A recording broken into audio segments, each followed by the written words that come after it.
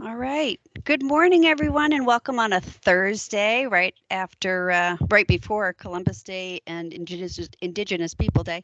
We just wanted to welcome you to this hour-long presentation in coordination with METAA and the data group at METAA, as well as Follett, who has graciously accepted our invitation to do an hour-long session of education for us.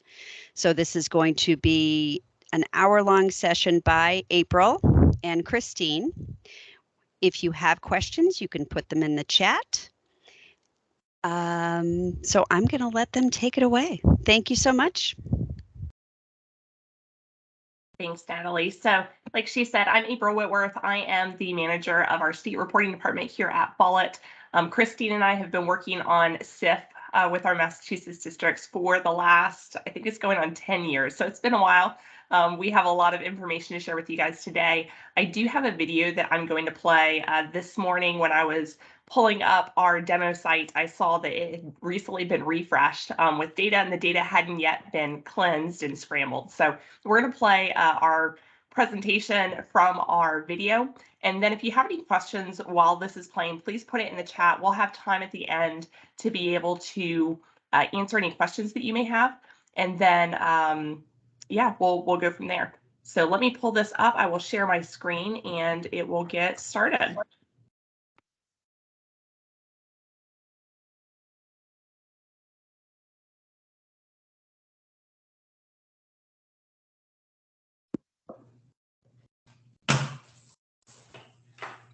All right, and hopefully everybody can see that. Let me share it one more time, allowing the computer audio.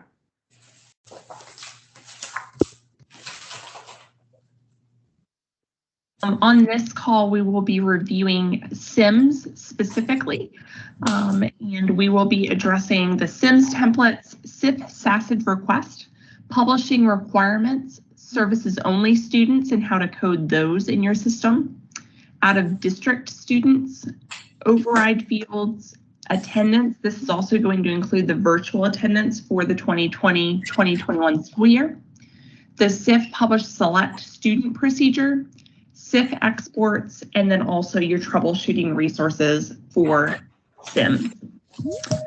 As a reminder, this video series is for new people to the district, whether you have a new data administrator that's coming on or somebody who is now helping with state reporting that hasn't done it before, or if you're new to Aspen and you're not familiar with how SIF works in Aspen, these videos are for you. This particular video is going to be addressing SIMS specifically, but we also have a SIF overview video, as well as videos for EPIMS, SCS, and SSDR. And as always, if these videos aren't answering the questions that you have, you can always reach out to our tech support team, or you can log a ticket in Pando.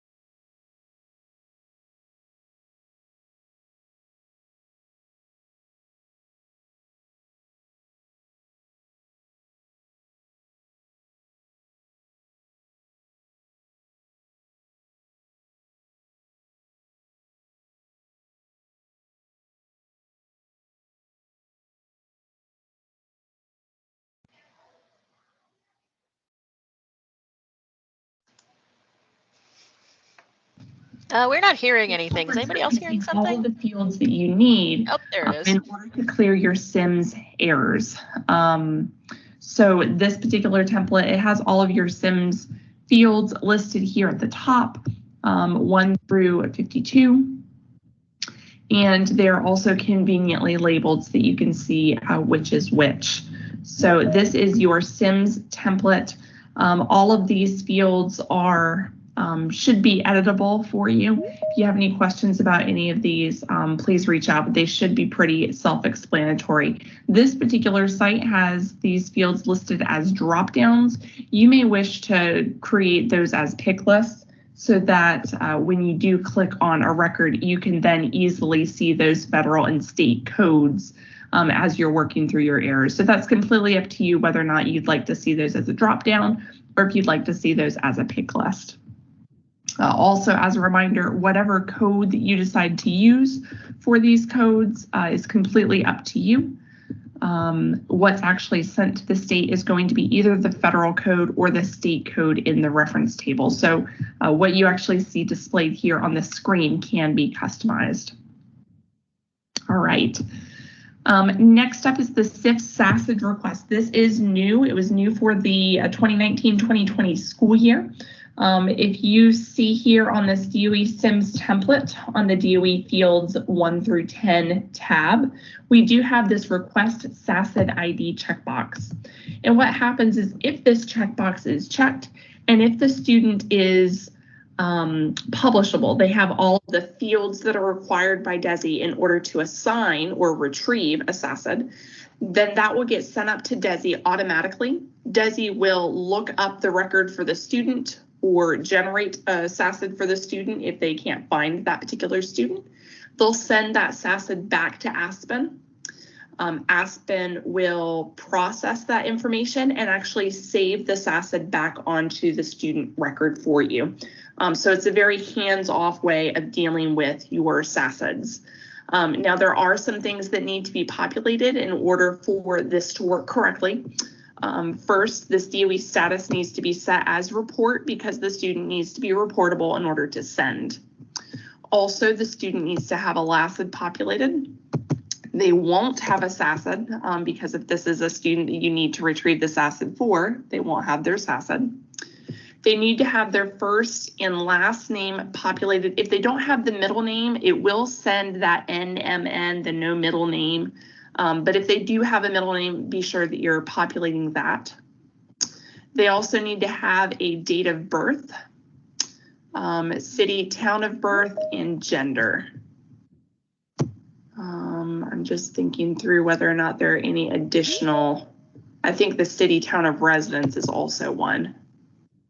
I could be wrong. Those fields are actually defined out on the DESI portal. And I'll just look those up real quick. But they're defined out on the DESI portal, whatever fields you typically need to populate for your SASAGs to be pulled back through the file is the same method that you need to use when you are sending this as well. So it looks like on the DESI site, we have the LASID, the first, middle, and last name, the date of birth, the gender, the city, town of birth, and the town of residence. So all the fields that I just listed. Okay. So that is the SIF SASAG request. If for whatever reason, if you check that box, you saved it, and then you come back and you see that that checkbox is no longer checked, but the SASAG does not is not listed here, you're likely missing one of the fields that I just listed. The city, town of birth is the one that I see most often is missing. If there's a field that's not populated that the state needs, they will not send back that SASAG. If, however, you come back and it's still checked, the request SASAG box is still checked, you're likely going to see either that the DOE status is not set as report, so it's not actually sending that student, or it's possible that the membership for that student, if I go into Bill's record, the membership, they do not have an active enrollment span for the current school year. So this particular student, he only has one record. We can see that that is an E for enrolled. And so he is currently active within the school. If he happened to have a W record, and maybe that W record was in 2019, and we're looking at the 2020-2021 school year, then that would indicate that he did not have an active enrollment span over the current year, and so his data wasn't sending. So just be sure to check the DOE status, and then also the membership records. If you come back to that student, give it about 30 minutes that it can actually process. But if that request state ID is still checked, just check those fields and make sure that they're actually populated as expected. If you do still experience issues and you're not able to get it to work, feel free to reach out to tech support and we can look at your specific examples. Okay. Next up, we have publishing requirements. So I'm going to jump over to Pando real quick. It looks like we accidentally lost Bill's SASID. That's all right. We'll add it back later. I'm going to jump back over to Pando, and I am going to the Massachusetts State Reporting Pando page. You should have this on your screen when you log into Pando. If you don't, you may need to add it to your page directory. So if you click on the page directory, there's this Massachusetts State Reporting little icon. Just make sure that you click that add button that was below, because if it's not selected, if it's not added, you're not going to see it in your side tab. So just make sure that that's been added. When I do go to that Massachusetts State Reporting Pando page, I can then go to the SIMS tab up here at the top. And if I scroll down, I can actually see the student requirements to publish. So this is useful, especially if you are working on a student that doesn't seem to be sending. There's a few things that you need to look at. So first of all, the SASID has to be valid, so they have to have one. It has to be 10 digits long. The date of birth must be valid. The DOE status needs to be report, and the student must have an enrollment record in E with a status of active that spans the current school year. So that's what we were just talking about a minute ago, where if the student had a withdrawal for whatever reason, or maybe they have an E in the future, and maybe the date's just wrong, that could potentially prevent the student from sending to SIF. So those are the publishing requirements for students. Next up, I want to talk a little bit about services only students. These can be coded more than one way in Aspen. We do have a recommended way, and it's always a common question, especially for those that are new to Aspen. So I'm still here in the Pando page. I'm here on the Massachusetts SIMS top tab, and I'm going to search for services only. And we can actually see down here, there's two options for coding services only students. So these are students that have a DOE 12 of either 40 or 41. They're not actually attending your district. They're not in your district, but they are attending for services. So there's two different ways to do this. We do recommend that you choose option one, just because it's easier to maintain, and it's a little bit cleaner in Aspen. So this first option, your DOE 12 on the student record, it should be active. So you're treating this as an active student, but you're adjusting their status to be not enrolled services only. So if I go back to my demo site, and I'm going to go to Sarah's record. On Sarah's record, if I look at her DOE SIMS template and then her DOE fields for 11 through 23, I can see that she is listed as an active student. However, her DOE adjusted status is not enrolled SPED only. So this would indicate that she should be reported as a DOE 12 of 40. Now, if we jump back over to Pando, our letter C tells us that the student must also have an enrollment record that spans the current year for their current school. The status on that E record should be active. The adjusted services only checkbox on that E record should be yes. And a new enrollment record does not need to be created for every year. I'll explain that in just a minute. So let's go back to our example and look at Sarah's membership records. She has an E record that spans the current year. It was actually added historically, but it's still open, right? It's not closed off with a W record like this one is. So these two were for the middle school. She entered the school, she exited the school, it's closed, it's considered closed. However, this e-record doesn't have a corresponding W, and so it's considered to be open. So she does have an active record that spans the current school year.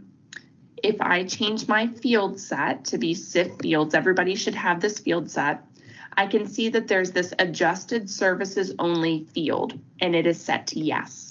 So if you have a student that should be reporting DOE 12 of 40, they need to have that adjusted services set on their student details to be DOE adjusted status, not enroll SPED only.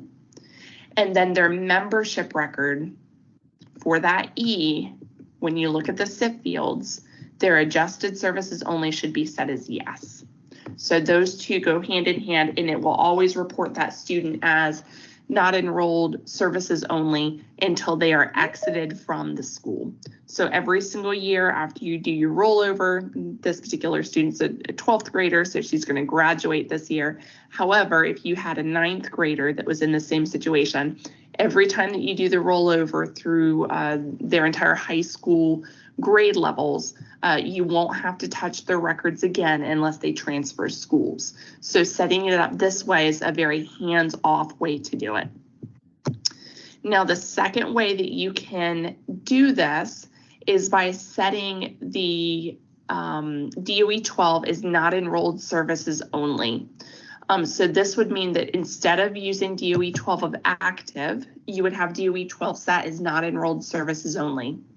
The adjusted status would be blank. The student must have an enrollment record with a date on or after the start date of the school year. So every single year, a new enrollment record must be created at the beginning of every year, basically to reconfirm that the student is still active within the district. This is the way that Aspen works.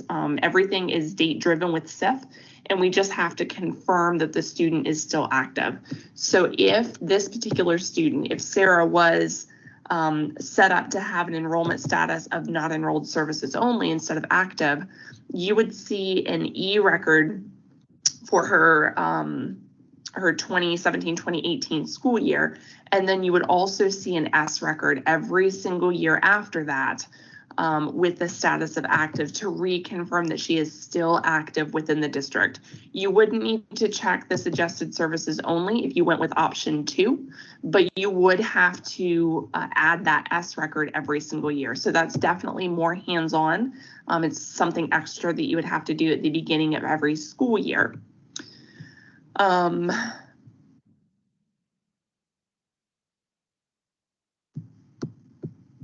So those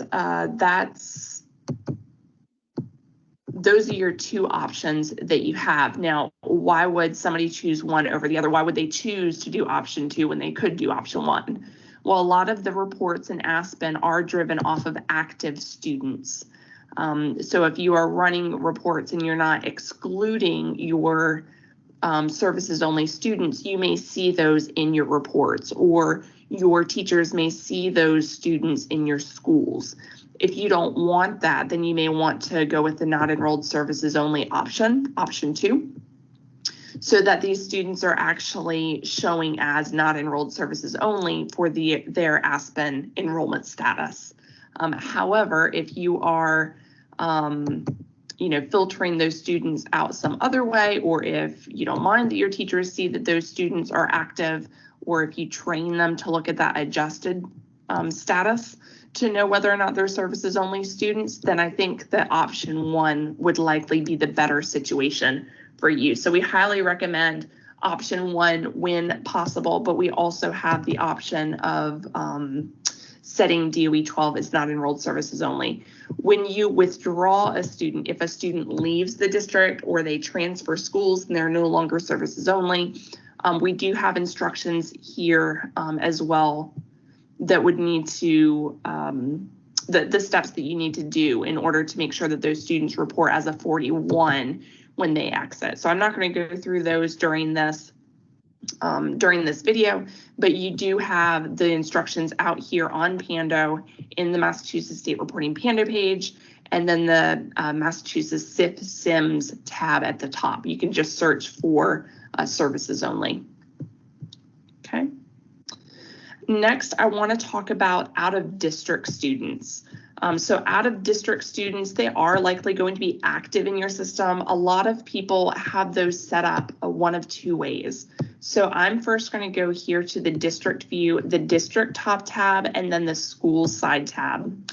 And the reason that I'm doing this is because there are different ways you can set these up.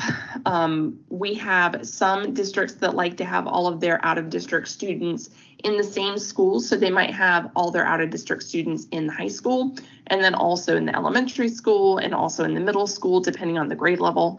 Or you may opt to have everybody in an outplaced school. And the reason for that is because, outplaced students, you may just want to manage them a little bit differently, have them easily identifiable as outplaced, and so you may decide to put those into an outplaced school. If we look at, let's see if I added it. If we look at, the SIF SKL school focus, the state has indicated that if there are any students in a school where the adjusted school code needs to be read, then that school needs to have a SIF SKL school focus of scheduling. Now, if you only have an outplaced school and all of your outplaced students are in that outplaced school, then that should be the only one that has a SIF school focus of scheduling. If you do have students in other schools that are also outplaced, you will also need to have those schools set up with a SIF SKL school focus of scheduling. Now, I do recommend that if at all possible, you only have those students in an outplaced school. And the reason for that is when you set the adjusted school code on a student, and I'm just going to go back to Bill's record and show that to you here. It's going to be on the DOE SIMS template, and then DOE fields 11 through 23, and you'll see it over here on the top right. It's the adjusted school ID. When you select that, and I'm just going to choose the first one, when you select it, it will actually tie it to the student. And if it's on the student record, then it will send it for every school that the student was a part of for the current school year. And you'll know which schools the student was a part of in this current school year by looking at the membership records. So if I look at the membership record for this student, he was only a part of some high school. However, if he were to transfer into the out of district school, then anything that is on his student details that has the potential to be an override field, and I'll talk about that in just a minute, then that data will be copied down to the membership record. And the reason that it's copied down to the membership record is that we have this concept of having override fields in Aspen because we want to show what data the student had on their student record on the day that they were withdrawn from a school. So there are some fields for SIF that can change depending on the school that a student is enrolled in. Everything is date driven with SIF. So that means that even though you might be working on your October 1st reports, if you're not certifying that data until October 25th, that data may have changed for a student. So they may have transferred out of that particular school or transferred out of your district between the time that October 1st hit and then the time that you certified. So we have this concept of override fields. The adjusted school ID is one of those. So if I look at the details for Bill and I'm setting his adjusted school ID, and then if that was not supposed to happen. And then if I were to save his record, I can. Let me try setting the adjusted school again.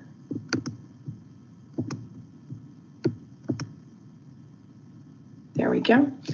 So if I transfer him out of this school, I'm just going to withdraw. No, I'll transfer the student.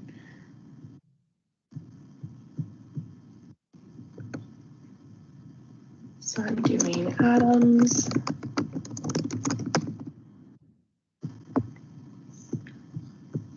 So there's Bill Adams.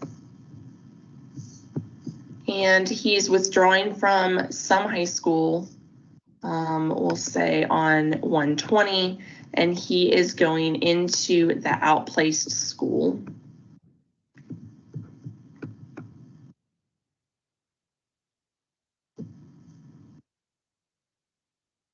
DOE 45 and 46. It would actually,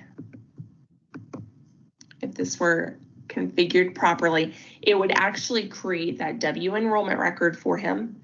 It would create an E record for him. So he'd be withdrawn from some high school. He would have an E record added for the outplaced school. And on the W enrollment record, he would have the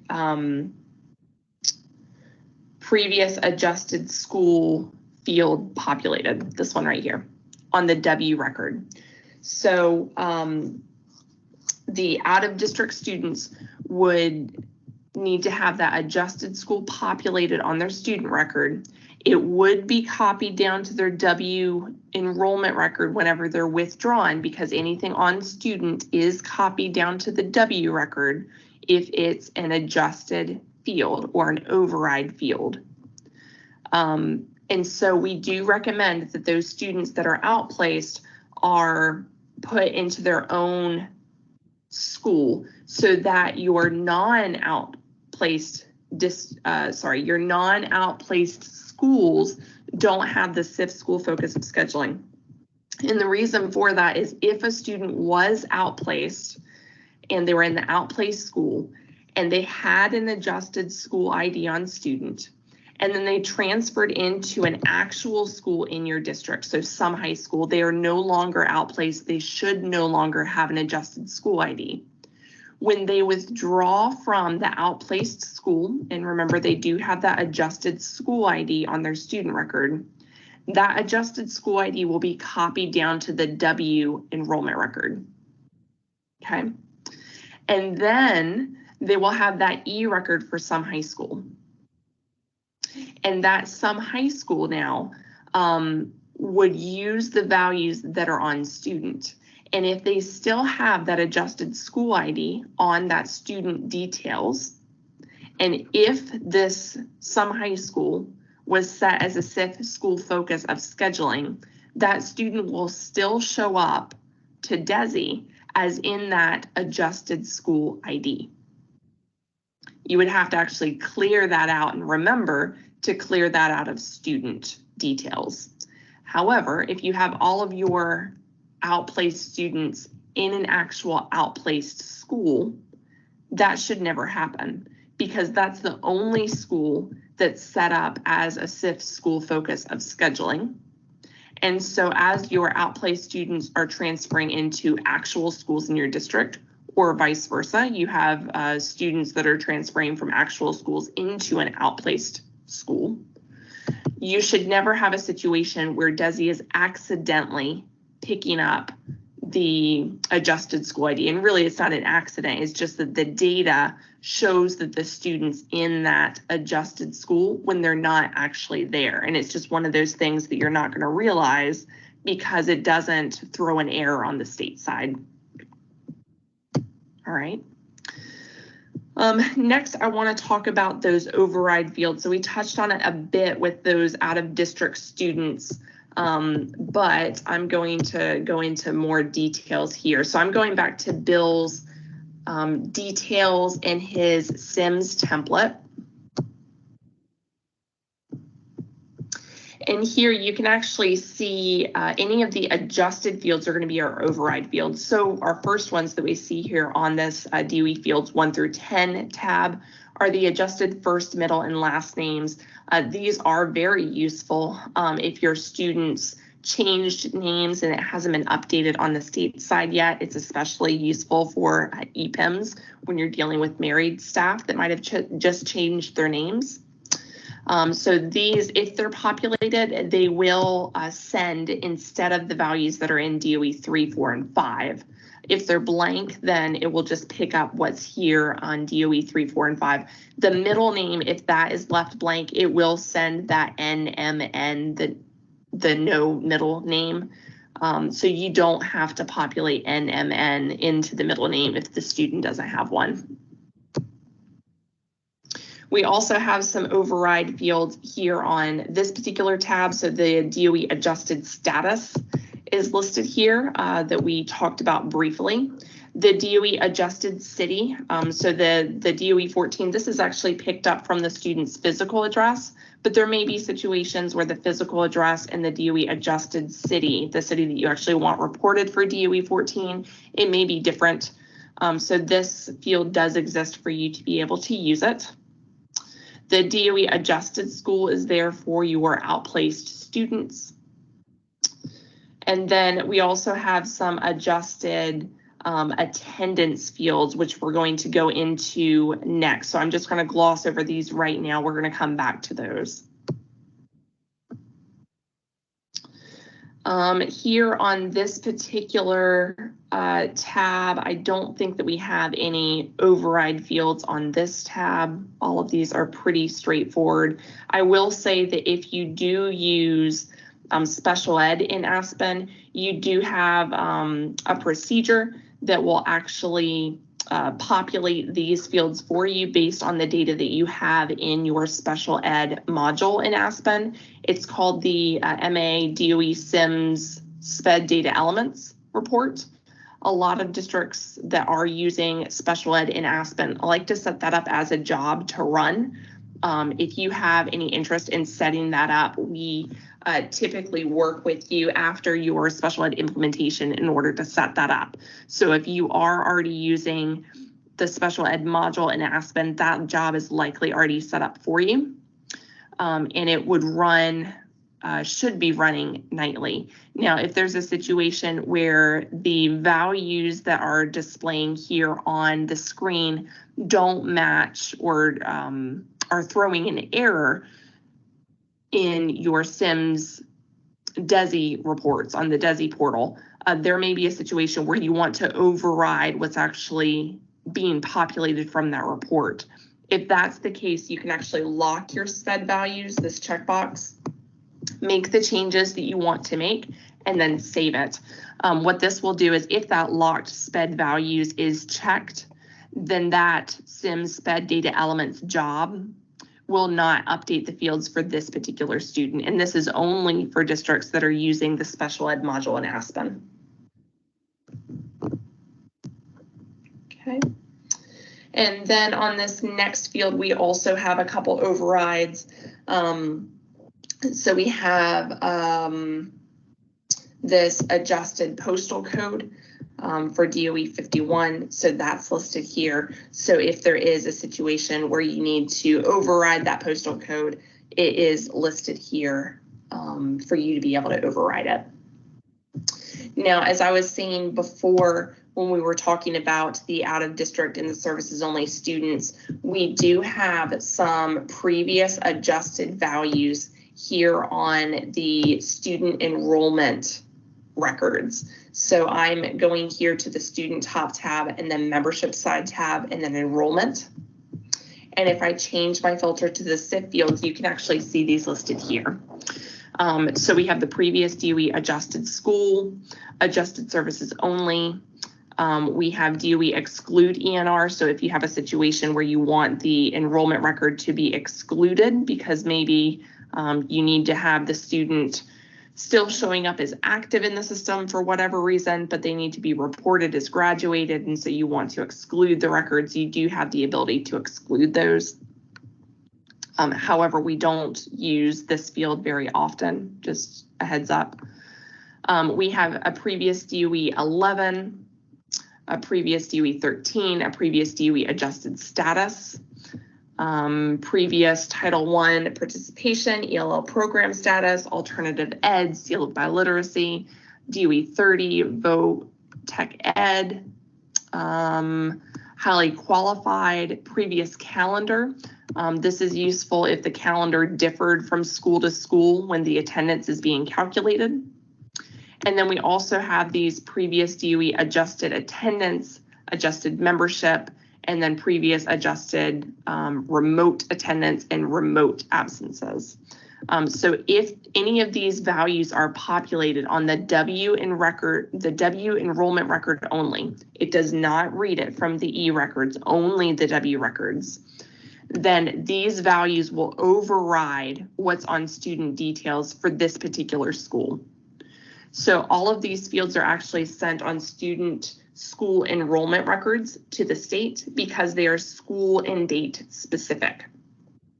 So if your if your DOE 11 and 13 needs to be different for a school that the student was in, and now they're a different value for their current school, you can have the current values set on the student details and then update the W enrollment record to have that previous DOE 11 and 13 populated so that that will be what's sent for that W record. So the order of operations is that SIF will first look at those W enrollment records. If any of these values are populated, then that's the value that it will send just for that field. So you don't have to populate all of them if you populate one. You can pick and choose which ones you want populated. But if they're not populated, then it will pull the details from the student. So we have many districts that are trying to work through errors. They're changing things on the student details. They can't understand why the error is not clearing. It's likely because the student has a W enrollment record and there's a previous value populated. So just check that W enrollment record if you run into that situation and you can't figure out how to clear it. Okay. So that is the override fields. The next area that I want to talk just briefly about is the attendance, including the virtual attendance for 2020-2021. So there are fields here on the DOE SIMS template in the details for the days in attendance, the days in membership, the days attended remote, and the days attended absent. So first and foremost, I'm going to say that these days in attendance, you see these numbers that are listed here, these fields are not used for SIF. So if these are populated, just the regular days in attendance, the regular days in membership, not the adjusted, but the regular ones, these are what was used with legacy reporting when the exports were run. It would save the values here in this particular field.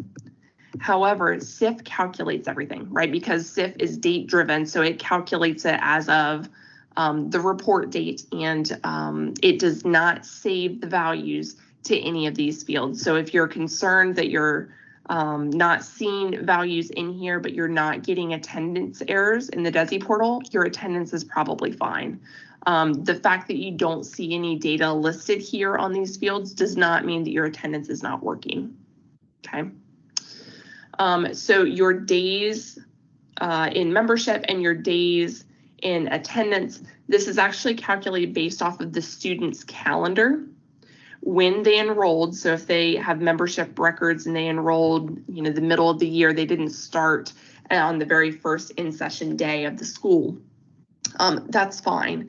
It actually takes that into consideration. It will look at the number of in-session days. It'll look at when the student was actually a member of the school. And then it will also look at the student's attendance records and whether or not they had absences in order to calculate the DOE 17 days in attendance and the DOE 18 days in membership. Now, it's also going to subtract out the days in attendance, because this is days attended physically. It's also going to subtract out any days that were remote. So a student may be a member of the school for the full 180 days if we're doing end of year reporting. However, they may only have been physically present for 80 of those. And they may have been attending remotely for 100 of those days. Okay.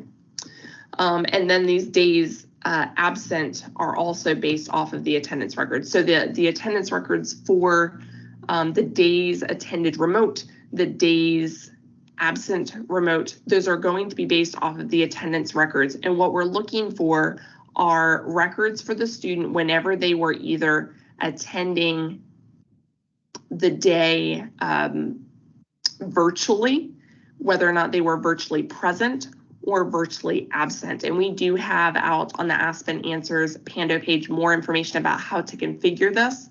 But for Massachusetts, just a reminder that you do need to have a record for every day that the student was supposed to be attending remotely, whether they were actually attending and they were present, or if they were absent, virtually absent. They do need to have a daily attendance record to indicate that they were supposed to be or were virtual. So when I look at those student daily attendance reference tables here in Aspen, you're going to have two fields, two new codes. So you're virtually absent and you're virtually present. They are going to be flagged as is virtual yes. The absent will be flagged as absent yes, and the percent absent is 1. So these are the fields, these are the codes that are going to be used for those students that are virtually attending, whether or not they were virtually absent or virtually present for a day. Okay. And again, if you have any questions about this, the Aspen Answers Pando page does have a wealth of information about how to set this up, how to pre-populate these if you're looking at pre-populating them, and basically just how to manage that data in general, just some various recommendations depending on the needs of your district. So next up, we do have the SIF Publish Select student procedure. So as we talked about in an earlier video, we do have the jobs that run to send the data up to SIF. We have the modularized event forwarder that runs every 30 minutes and the SIF Publish All Nightly that runs every night. However, if you are working on your errors during a reporting window and you don't want to wait 30 minutes for your changes to be sent up, we do have a procedure called the SIF Publish Select Students procedure that will allow you to send data for certain students. So it'll allow you to run it. You can choose the specific students that you want to publish the data for. So maybe you were working on these 2 students, and instead of running the SIF procedures for all of the students in your district, which could take a long time depending on the number of students in your district, you're just running it for these 2 students. Or you might run it for a snapshot if you have a snapshot of students that you're running it for. You do have the ability to run this for certain topics. So if you're working on SIMS, you can choose the SIMS topics, or if you wanted to run just individual topics, you're welcome to do that as well. Since there's only 2 topics for SIMS, and since typically you're only running a few students at a time, there's no harm in selecting the SIMS 2 topics every time that you run it.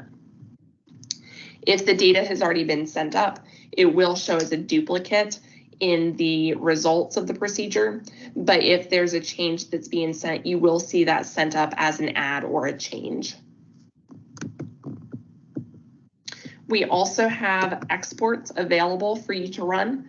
So if you go into the export side tab, so we're here in district view, tools top tab, export side tab, you can choose your SIF filter. This will show you 2 exports that you have the ability to run. This SIF student topic export is very useful if you're troubleshooting things like special ed or attendance summary data.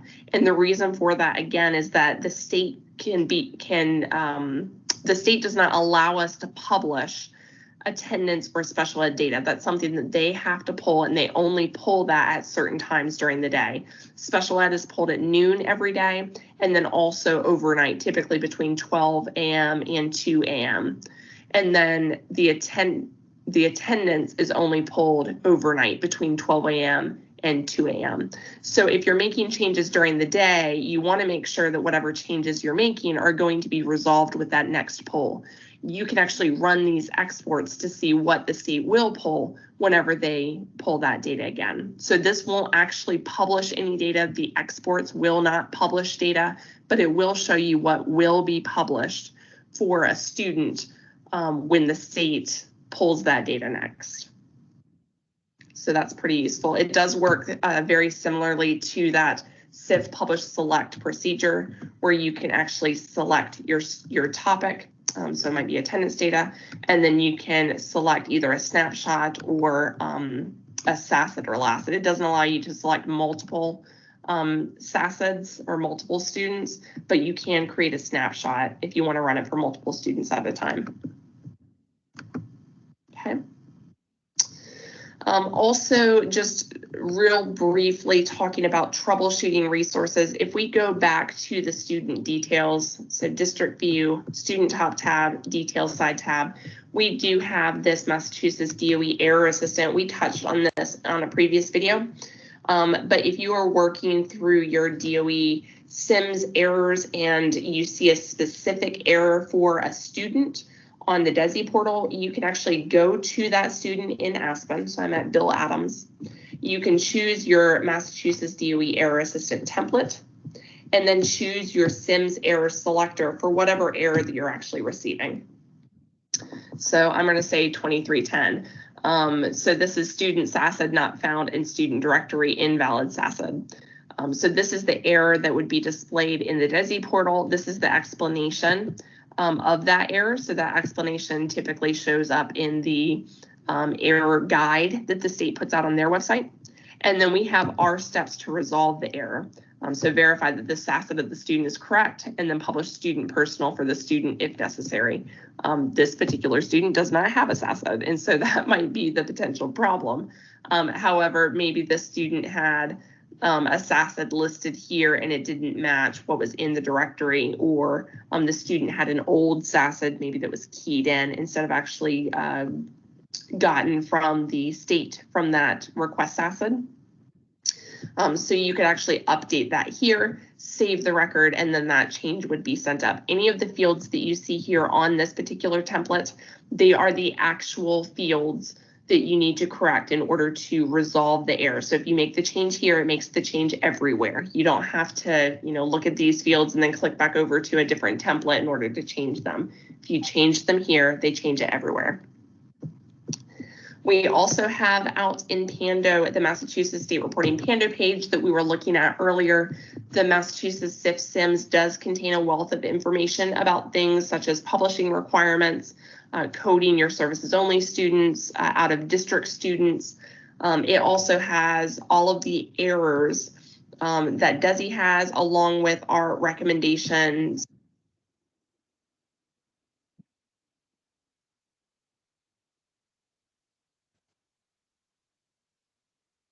So I'm just going to stop that there because it was just at the very end. So that Pando page is very helpful. We try to keep it updated with the most up-to-date information as far as how to resolve those errors.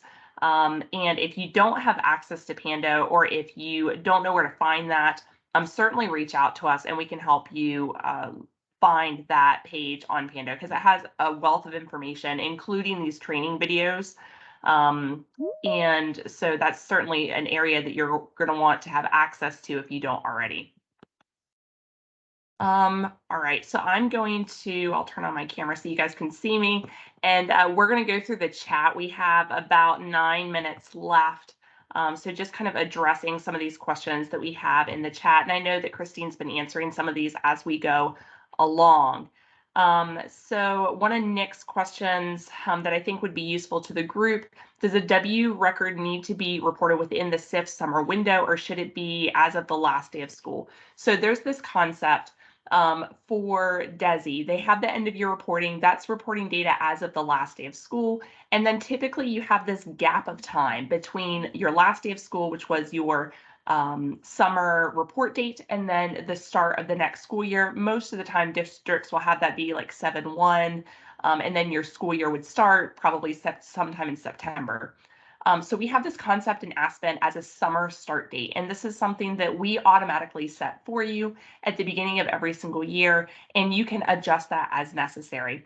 And the purpose of that date is to capture any enrollment records for students or any staff members that exited during the school year, so that it captures any of those that left during the summer. So between the time of your June reporting date and the start of your next school year. So all of your W enrollment records need to be after that summer start date. So if Nick's records were as of the last day of school, those likely are not currently being picked up because that's not after the summer start date. So if you have, that's probably your 2330 errors. If you have students that were reported last year, but they're not currently being reported, and you have withdrawal records for them, check those dates, make sure that they are as of your summer start date or later so that they're actually being picked up. Let's see, our next question that we have, should the W rollover records be reported? Yes. So anytime that you have student movement from one school to another, those records should always be reported. I showed in the video that exclude enrollment record flag on the student enrollment records. You only want to use that if absolutely necessary. And most of the time it's going to be Christine or somebody else on the tech support team telling you that you need to flag those. So don't go in and just start flagging records as exclude from reporting. SIF and Aspen is very complex, and so it's able to identify which records should and should not be sent for the current year. So don't mess with those unless you've already talked with somebody on tech support team to know that those records should be excluded. All right, Patty has students with several. Okay, so Patty said that she had students with several withdrawal records where she had those override fields populated for previous enrollments. So going back to those override fields that are on the W enrollment records, there are situations where you might need to clear those out, especially if the data was incorrect on the student details when that student was withdrawn. So again, just double check those W enrollment records if you have errors that you can't clear to make sure that those previous adjusted values aren't already set. Let's see. So Pam also asked about the 2330 error, the guidance there. So that's that error where the student from a previous year is no longer being reported. So there's a couple of different things that could be. First, there's been an issue on the state side where they weren't picking up those students as expected. They're still working on resolving that error. So it's a possibility that it might just be an issue on the state side. However, you also need to make sure that any of your schools that don't already have an active schedule for the current school year, that they have an active schedule and at least a full year term. Now, most of your schools should already have that, but your out of district schools, for example, where you don't have student schedules, they may need to have that put into place. And the reason for that is, again, because SIF is very date driven. And so we need to know when that school year started and when that school year ended in order to know whether or not those students should be reported. So if you're having the 2330 errors, you can't figure out how to resolve them, please call tech support or put in a ticket, and we'll take a look at your specific situation to see how it can be resolved. Staff asked, is there an issue with multiple enrollment records with the same date? So again, DESI uses those dates on enrollment records and everything else with staff to know what data should and should not be reported. So there are issues sometimes if your enrollment record and your withdrawal record happen on the exact same day. Now, most districts have their preferences set so that a withdrawal record is not considered to be a membership day. And if that's the case, then the dates will automatically send correctly for your entry and your withdrawal dates. However, if you're one of the few districts, and I don't have a list of those in front of me, that has your enrollment and your membership, your enrollment and your withdrawal date set is the exact same day, that can potentially cause problems because it will show the student as being enrolled in more than one school as their primary school on the exact same day. So if you're having issues and you can't figure out why they aren't clearing or your student showing as enrolled in two different schools, send us a message and reach out to us on Pando or call tech support so we can take a look at that specific issue. Most of the time it won't negatively impact any of our districts because 99% of our districts have that withdrawal date set as not a membership day. But if you're having an issue, certainly reach out and we'll check to make sure that it's reporting correctly. Mary said she has a student that she has a SIP error and she has 0 attendance. She's coded in her attendance record as absent, excused, out of school suspension, and has a tutor during that time. She is not a summer withdrawal, but she is transferred. So Mary, we might need to take a look at your specific school setup. My guess would be that the student doesn't have a calendar assigned maybe, or maybe the calendar name changed from year to year and you might need to update that on the student record.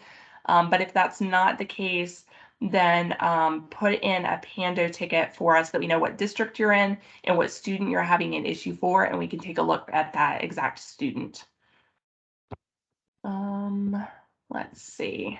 And then Christine also said that if the student were absent all of the days, then you can reach out to DESI for an exception. So we have just a couple more minutes left. Does anybody have any other questions? Just a high level. If you have anything specific to a specific student or area that you're seeing, I suggest that you reach out to us so that we can look at that offline. But otherwise, are there any high level questions?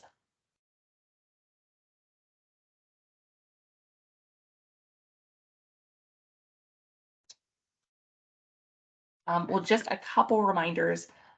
First, we do have a state reporting session that Follett has every single month. It's the first Tuesday of every month from 2 to 3 p.m. We do send out email reminders about this. You should have gotten one earlier this week about that SIF Q&A call. If you did not receive that email and you want to get on that email list, go ahead and put your name in the chat. We'll make sure that you are set up to receive those. But that's the first Tuesday of every single month. We also have the tickets in Pando, and so you can create those tickets in Pando, but make sure that you set the module as SIF, because that will get routed directly to Christine and the SIF team. And also make sure that you escalate those tickets. So if you don't escalate those, they're only going to be visible to people in your district, and the Follett people won't get that notification that that ticket needs to be addressed. And then we also, let's see, Natalie, I don't know if you want to address the other two items that you have set as reminders. Hi, everyone. Thank you so much, April and Christine, on behalf of METAA and Follett. I think this was a great collaborative presentation that happened today, and it's been a long time coming, so I'm so thankful. Fall MassQ, DESI will be there doing a presentation on the first day of MassQ if you could attend, and all of these sessions are being recorded and the slides will be posted on our METAA page. It's in the chat, so if you have not yet signed up for future sessions, please feel free to do so. This was awesome. Thanks, everyone. Thanks, everyone.